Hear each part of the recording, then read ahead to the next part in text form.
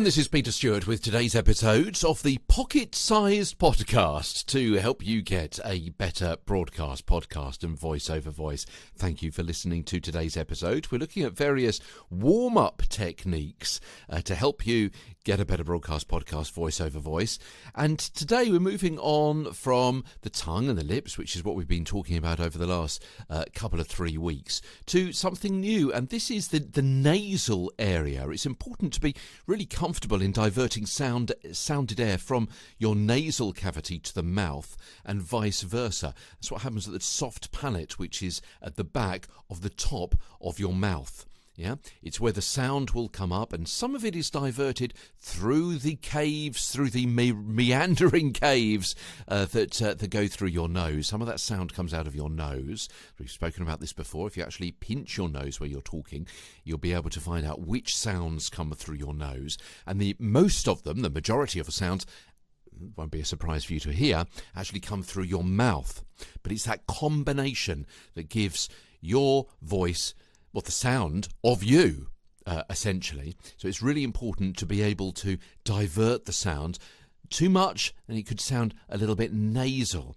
So the nasal siren is what we're going to be working on today, so you can determine what the difference is, what you need to be able to do to divert sound. Usually it happens subconsciously without you realizing, but if you can exercise the part of the back of your throat that makes this noise, you'll be better prepared for when these kinds of sounds are called for in the script or ad-lib that you're working with. So, the nasal siren. Here we go. Say the word song for me. Song. Yeah, you sing a song. Take the word song and then take off the so and just leave the sound. And you'll notice that sound is sent through your nasal cavity. Keep it going. And then carefully glide up the register. Sometimes it's called tonal sweeping. So up and down to your original starting point, and then down a little bit further as well. And you can repeat this swooping glide several times.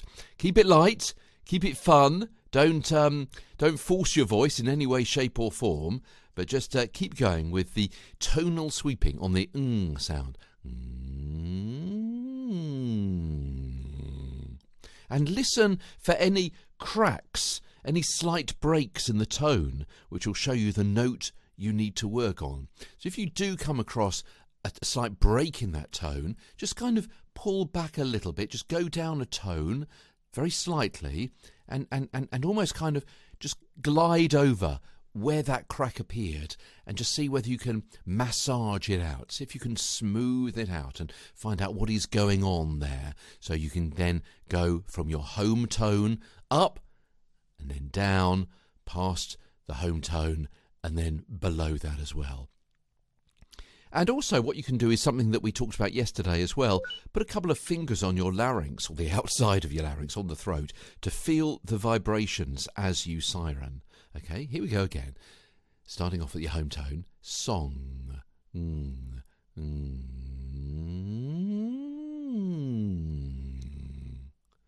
Yeah, and be able to do that several times.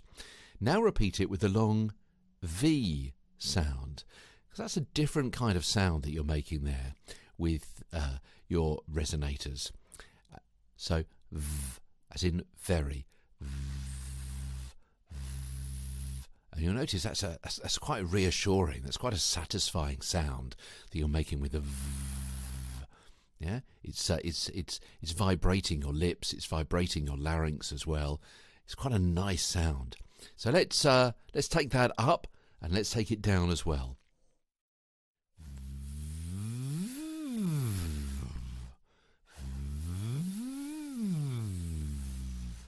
Sometimes it takes a little bit of concentration just to make sure that is super smooth. You'll notice the first of those I did wasn't necessarily terribly smooth, but the second one was much better. Okay, so we've got a and a v, and now to finish off, zh, zh.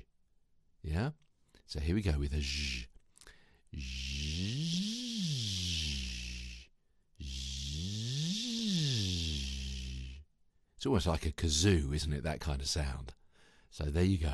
You've got the ng and the v and the zh, all of which you'll notice from perhaps where you put your couple of fingers, just rest them, as I say, on the outside of your throat, on the larynx, maybe on your lips, maybe on your cheeks, different places around your facial area, and you'll be able to notice where those different sounds are coming from and the different vibrations that are caused when you're making those different word sounds. Because this is important. We're not just making sounds for the heck of it. We're not just, pretending to be a toddler or a baby, pushing a car on the floor or making those kind of noises.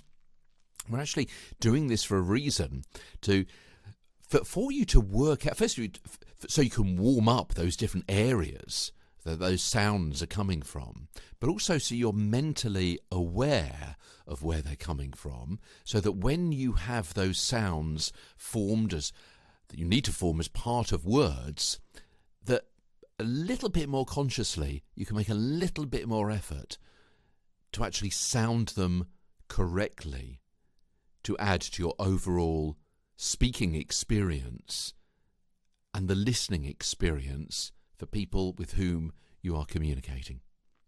That's it for today. We're going to go singing with the Green Kings tomorrow on Get a Better Broadcast Podcast and Voice Over Voice. From London, I'm Peter Stewart.